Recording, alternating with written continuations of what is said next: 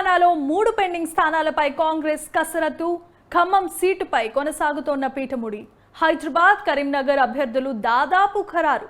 ఇక కరీంనగర్లో వెలిసెల రాజేందర్ పేరు దాదాపు ఖరారు. హైదరాబాద్లో సమీరుల్లా ఖాన్ పేరు దాదాపు ఖరారు. బెంగళూరులో ఖర్గేతో భట్టి విక్రమార్క భేటీ. ఇక ఇదే అంశానికి సంబంధించి మరిన్ని అప్డేట్స్ ను మా ప్రతినిధి భవిత ఫోన్ ఇన్ లో అందిస్తారు.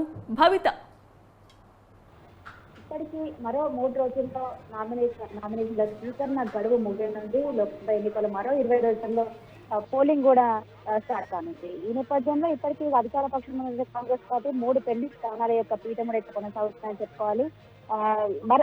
కొద్ది రోజుల్లో పెండింగ్ స్థానాల యొక్క వెలువడు అని చెప్పినప్పటికీ ఇంకా అక్కడ ఉన్న అభ్యర్థులు మాత్రం పోటాపోటీగా ప్రయత్నాలు చేస్తున్నారు. అయితే ఈ నేపథ్యంలో ఇప్పటికీ పెండింగ్ లో ఉన్నటువంటి 3 స్థానాలకు సంబంధించి హైదరాబాద్, కరీంనగర్, ఖమ్మం 3 పెండింగ్ లో ఉండగా హైదరాబాద్ సంబంధించి డిసిసి అధ్యక్షుడైనటువంటి సమీరుల్లా ఖాన్ పేరు దాదాపుగా ఖరారైనట్టే, కేవలం అది ప్రకటించాల్సింది ఉంది అని చెప్పేసి కొంతమేరకు సమాచారం ఉన్నప్పటికీ ఇటు కరీంనగర్, ఖమ్మం ఈ రెండింటి పైన మాత్రం కసరత్తు ఇంకా పూర్తి అవ్వలేదని చెప్పుకోవాలి. కరీంనగర్ నుంచి మొదటి నుంచి కూడా ప్రవీణ్ రెడ్డి దానికి పూర్తి స్థాయిలో ప్రయత్నం చేస్తున్నప్పటికీ కూడా ఇంకొకరు వెలిసెల రాజేందర్ వెలుమ సామర్థ్యం చెందినటువంటి వారు తాజాగా తెరపైకి వచ్చారు. అయితే వీటికి సంబంధించి రెండింటికి చేస్తూ ఇటు ఖమ్మం, కరీంనగర్ ఇద్దరికి ఒకరి దగ్గర ఒకరికి ఇవ్వాలని చెప్పేసి కొంతమేరకు అయితే ప్రయత్నం జరుగుతుంది. ముఖ్యంగా ఖమ్మం సంబంధించి సీనియర్ నేతలందరూ కూడా పట్టుబడుతున్నారు.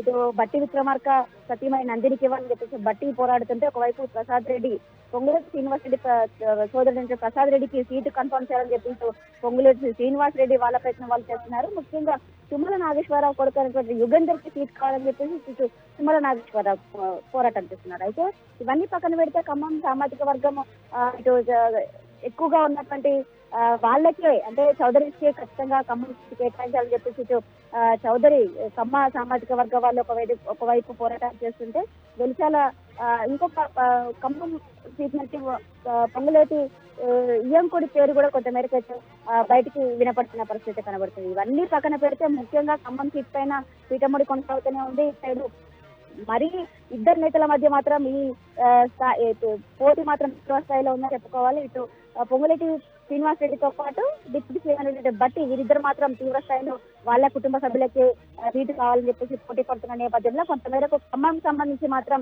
ఇంకా ఉత్కంఠ మాత్రం కొనసాగుతుందని చెప్పుకోవాలి. ఈ రోజు తాజాగా ఇటు బెంగళూరు వేదికగా అటు డీకే శివకుమార్ ఆధ్వర్యంలో ఇటు మల్లికార్జున ఖర్గే ఇద్దరు సమక్షంలో మాత్రం ఇటు బట్టి విక్రమార్కను మరియు పొంగులేటి శ్రీనివాస్ రెడ్డిని ఇచ్చినట్లయితే ప్రస్తుతం మధ్య చర్చ అయితే కొనసాగుతున్నాయని చెప్పుకోవాలి. ఈ రోజు సాయంత్రానికి ఒక చర్చ కంప్లీట్ అయిపోయి ఒకరి పేరు ఫైనల్ చేసే అవకాశం ఉన్నట్టుగా తెలుస్తుంది. ముఖ్యంగా ఇటు కరీంనగర్ సంబంధించి మాత్రం ప్రవీణ్ రెడ్డి పేరు తెరపైకి వస్తున్నప్పటికీ కూడా ఇటు ఖమ్మం నుంచి మళ్ళీ పొంగులేటి ప్రసాద్ రెడ్డి ఇప్పటికే ఉన్నటువంటి 14 అంటే అనౌన్స్ చేసినటువంటి 14 నియోజకవర్గాలలో 6 మందిని రెడ్డిలని ప్రకటించిన ఇప్పటికే తీవ్ర స్థాయిలో విమర్శలు వస్తున్న నేపథ్యంలో ఒక సైడ్ ఇటు బట్టి సత్యమణికి సీట్ కన్ఫర్మ్ చేస్తారా, పొంగులేటి ప్రసాద్ రెడ్డికి సీట్ కన్ఫర్మ్ చేస్తారా మాత్రం కొంతమేరకు అయితే చర్చ ఇంకా కొనసాగుతుంది. ఒకవైపు ప్రసాద్ రెడ్డికి సీట్ కన్ఫర్మ్ చేస్తే మాత్రం కరీంనగర్ ప్రవీణ్ రెడ్డిని తప్పించే ప్రయత్నంలో అడుగుతున్నామన్నట్టుగా తెలుస్తుంది. అక్కడ నుంచి వెలిసాల రాజేందర్కి సీట్ కన్ఫర్మ్ చేసే యోచనలో అడుగుతున్నామన్నట్టుగా తెలుస్తుంది.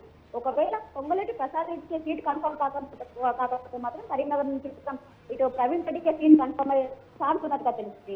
ఎటు పెట్టి కరీంనగర్ నుంచి మాత్రం ఇటు ప్రవీణ్ రెడ్డి కావచ్చు, లేదంటే వెలిసాల రాజేంద్ర మాత్రం ఇద్దరులో ఎవరినో ఒకరిని ఫైనల్ చేసే యోచనలో అధికారం ఉన్నట్టుగా తెలుస్తుంది. ఇంకా ఖమ్మం నుంచి మాత్రం ఎవరిని దింపుతారు. ఒకవేళ నందినికి సీట్ కేటాయించకపోతే మాత్రం మరొక పేరును బట్టి విక్రమార్క తెరపైకి చేస్తున్న వాళ్ళకే సీట్ కన్ఫర్మ్ చేయాలని చెప్పేసి కనబడుతుంది.